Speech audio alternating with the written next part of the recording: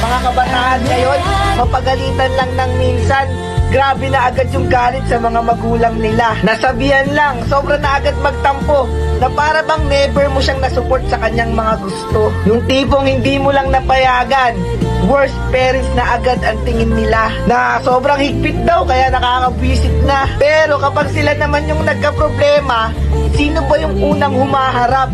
Yung mga magulang nyo, diba? Masyadong matitigas ang mga ulo.